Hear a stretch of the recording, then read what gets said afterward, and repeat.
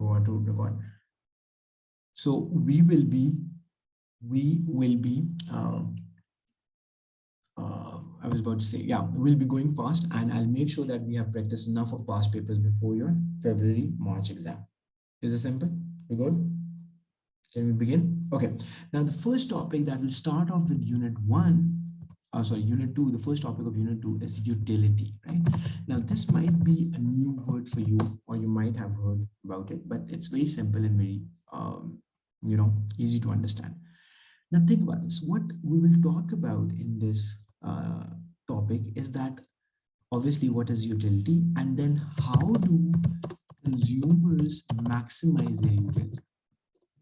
So utility is basically the satisfaction that consumers get from consuming any product. Now, let me put this in much simpler words. Utility, as per the actual definition, is the satisfaction that you get by consuming anything, right? That could be food item, that could be clothes, that could be a phone, that could be a service, like you are taking an online class with me right now, and so on, right? So at the end, at the heart of any consumption, the main purpose why people consume a product is because they want to get satisfaction out of that. Is this making sense? Right? They want to get satisfaction. They get some pleasure, satisfaction, or some of their need or want is being satisfied. That's why they consume that thing. Utility, satisfaction that will extract from consuming. Okay, but here is a big question. Can you measure that satisfaction? Here's my question. Can you measure that satisfaction? So if I say by taking my online classes, let's say you're learning something new and that is helping you to prepare for your exam, can you give me a number for that? So what would you say to that? Can you measure that satisfaction? Yes, no, maybe. What do you think about that?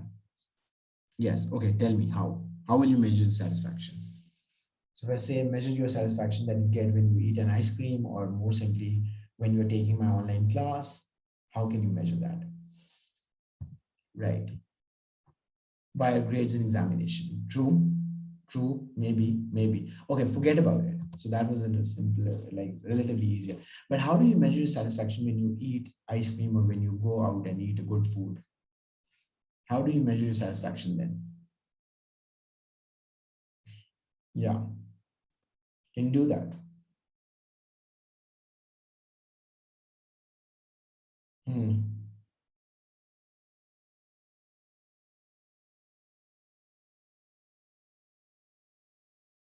Yeah, by the level of happiness we get by it. Exactly. But think about this. What I was trying to bring your attention to, that's correct, worth of consuming a product. Worth of consuming a product. Yeah, maybe.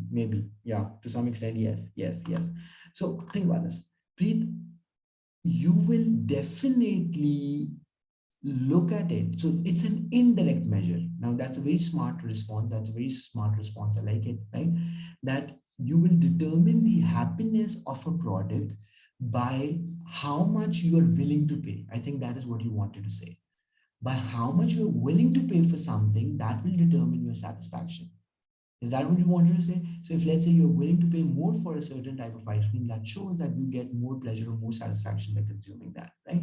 But that is again, I got your point, very good. But that is again an indirect measure. That is an indirect measure. Why so? Let me tell you, right? That's an indirect measure because it is not directly measuring that. So if I say, how can you measure your height, weight, I don't know, something else. So it is objective. It can be applied to everyone. So if I'm a certain height and someone else is longer than me, then obviously that person, when that person will stand next to me, that person will be taller than me, right? But this is not how you can measure satisfaction across people, right? So there is no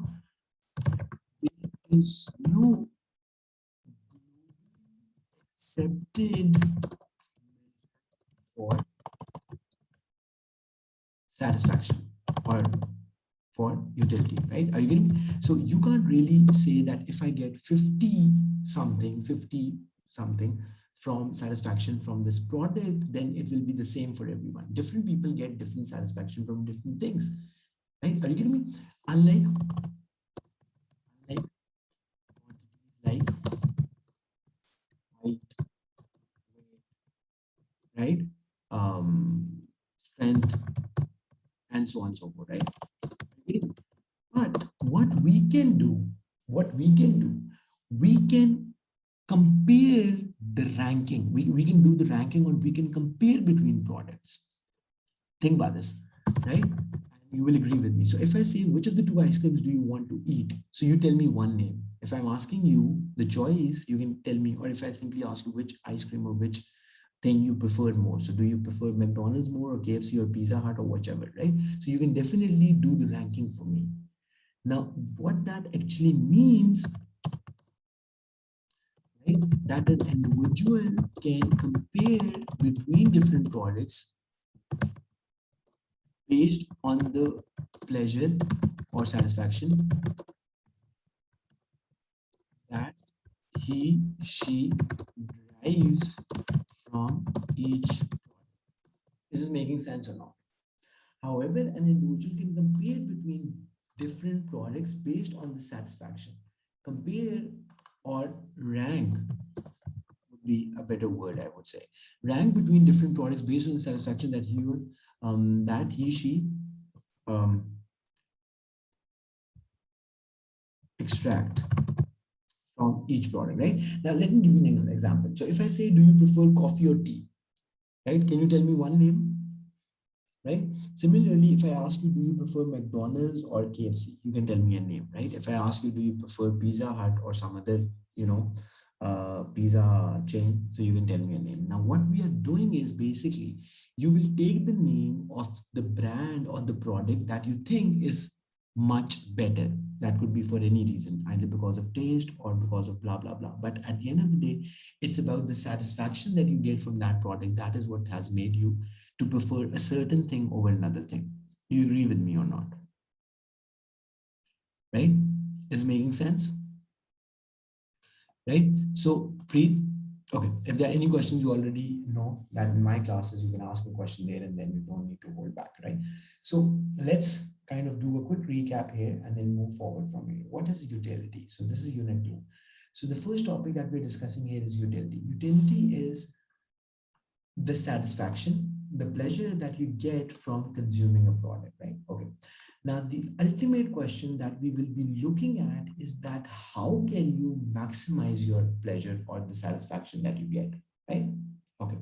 But obviously, we'll come to it at a later stage. Right now, we've just talked about the definition, which is the satisfaction or the pleasure that you get from consuming a product. That's the first thing. Then we talked about how do we measure that? Can we measure that? So obviously you cannot objectively, what is objectively? Objectively means that it is same for everyone. You cannot be objectively measured, but it can be subjectively measured, right? Now, what is objectively? Objectively means that there is absolutely no conflict, there's absolutely no disagreement, and everyone has the same measure of utility. But that can't happen. We can't measure things like that. It's just like asking us to measure our emotions. We can't do that. Some people feel very angry when they're mad. Some people feel less angry when they're mad. And different times you might be feeling a different level of emotion. So similarly, happiness, satisfaction, pleasure, these are not some things that we can measure objectively, right? There are no standards for that. Unlike height, weight, strength, right? Power, we can do those things, measure those things objectively. But utility is measured subjectively. Now, what is subjective? Subjective means that everyone has a different scale, right? Right? So everyone would have a different scale. But between, like, for an individual, so we cannot measure utility across individuals. I emphasize on this. We cannot measure utility across individuals, but for one individual, Preet, we can ask that person to rank the products, right? So if I say that, let's say, let's give you, let me give you a more specific example. If I give you 5,000 Indian rupees or 10,000 Indian rupee, and I ask you to tell me which products would you buy. Can you make a list for me, right? Obviously, if someone asks me, I can totally make a list. So let's say if that is for me, so I would say that I will be spending some money on clothes. I will be buying some phone credit from that. I will be spending some money on buying hair products, right? And I don't know, blah blah blah. The list goes on, right? Now I'm kind of ranking how I will be spending. So this is most preferred thing. Then let's say this is my second preferred thing, and this is my third preferred thing. So I've produced a ranking. Now, when you look at my wish list, as we say, so you would know that this guy, Kasim, gets most satisfaction by buying clothes, by buying new clothes, right? And whereas if I compare this list with someone else and that person has written food, so we know that person gets more satisfaction by consuming food. Is making sense? Right? Is this simple? Is this clear? Right? Okay. Now we have discussed how do we measure utility. Now comes in the main part, how do consumers maximize their utility, right? Now, so we call this utility maximization, or another word that we commonly use, and I'm mentioning so that you can remember for the future, that is also known as consumer equilibrium, right? So there are two names that we use for this model that we're about to look at. The first one is known as utility maximization model. The first, like either you can call it utility maximization model, or you can also call it consumer equilibrium model, right? Consumer equilibrium model. Is this clear? Okay. Now this being said, right? What are some of the assumptions that we have to think about, right? There are some assumptions that we start off the model with, right? So here are assumptions basically means things that are we taking as given. Things that we are taking as given, those are basically known as assumptions. I hope you are already familiar with the word, right? So whenever there is a model, whenever we try to predict something, we try to simplify that model by making some assumptions. Very good, right? Now, the first assumption that we will be making over here is, which is very basic. Income is fixed, right? So for any, this is not even an assumption, this is kind of more of a fact that income during a certain time period is always fixed, right? So whatever I'm earning, it's a certain amount. It might be, $100, $200, $500, or $5 million. But at the end of the day, it is fixed. Did you get my point? Right? So income is fixed. That's the first assumption. Consumer has only two products. Now, this might be a little unrealistic, but I'll explain why is that important. The consumer has only two products to choose between, right? So in real life, obviously, we know there are hundreds and thousands of products that you can buy. As I was making the list, and the list goes on and on and on. But in real life, in this model, we will assume that there are only two products that a consumer is choosing between. So either the consumer will be spending his income on product A, or the consumer will be spending his product on consumer B. And the reason why we have to only consider two products is the fact that on a graph, we can only show two products. On a graph, students, are you following? On a graph, we can only show two products. This is making sense or not, right? A consumer has only two products to choose between. Good enough, fair enough, right?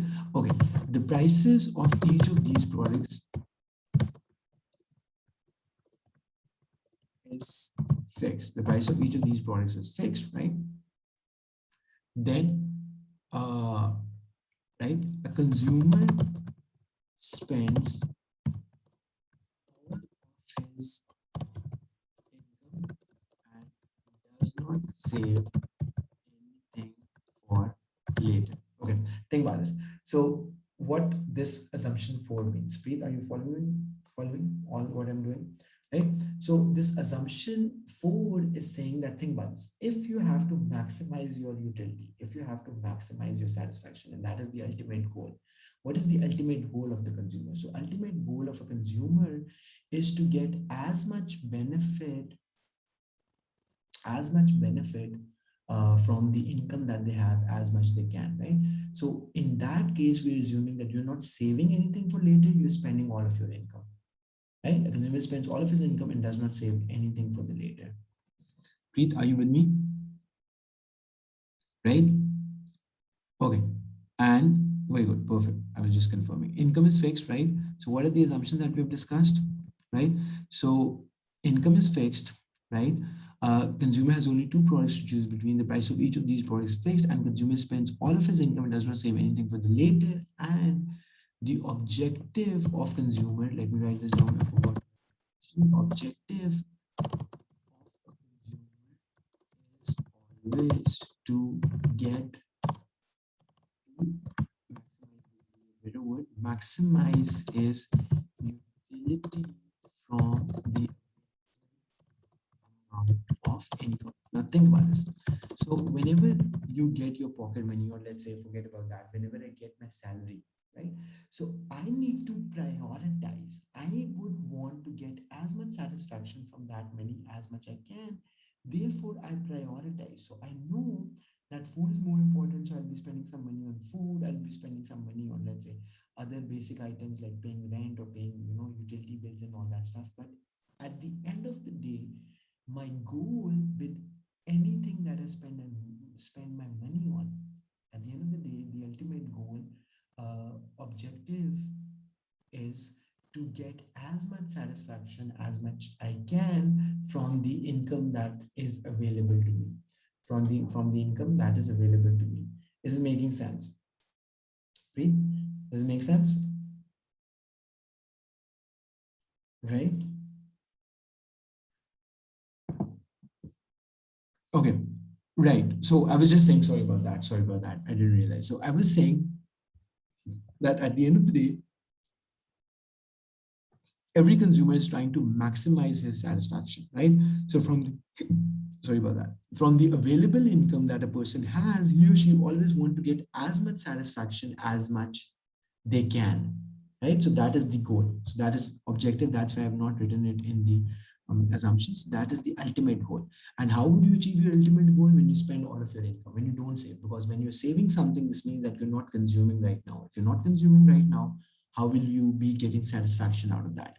So that is why this assumption is important, right? A consumer spends whatever income I earn. That is what it will say, that I will spend all of my income without saving anything for the later use, without saving anything for the later.